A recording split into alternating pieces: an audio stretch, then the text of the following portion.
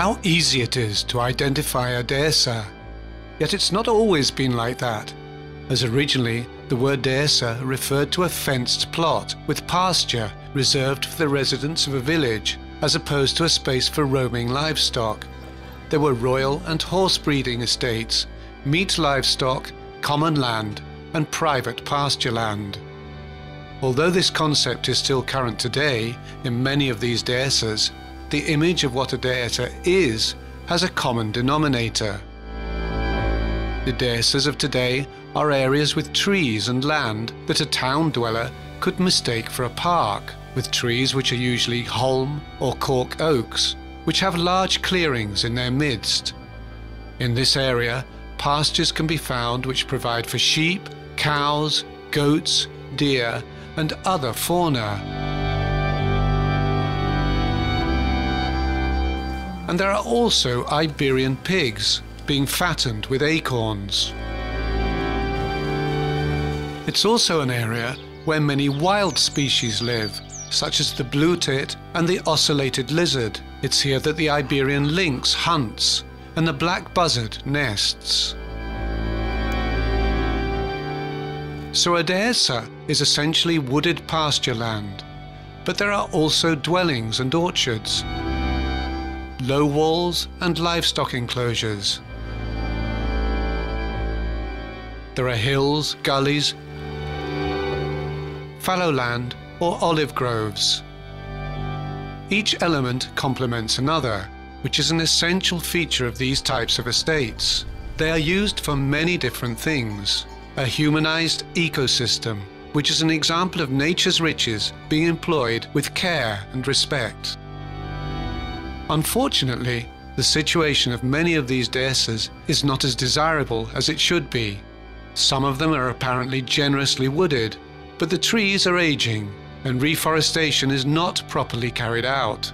Others are gradually losing their tree populations, almost without us noticing.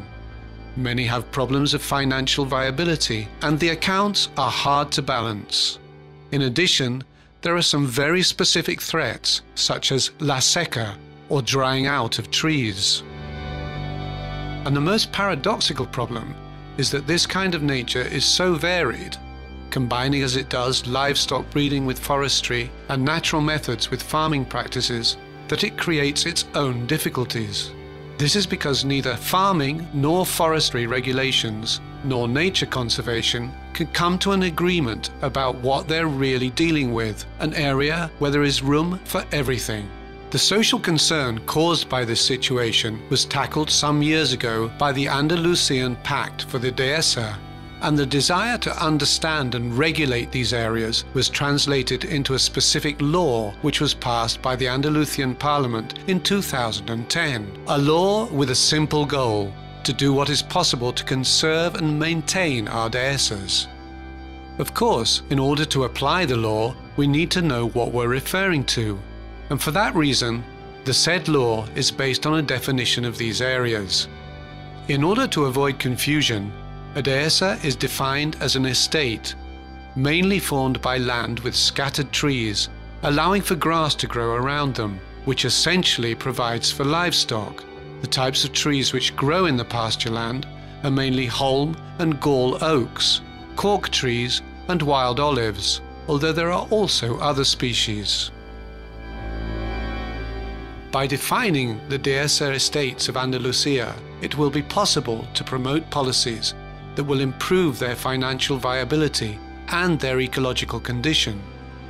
To that end, it's necessary to identify and register the dehesas in a census, which is a tool that the Councils for Agriculture, Fishing and Rural Development and the Council for Environment and Land Ordinance have developed in order to include dehesa estate operations.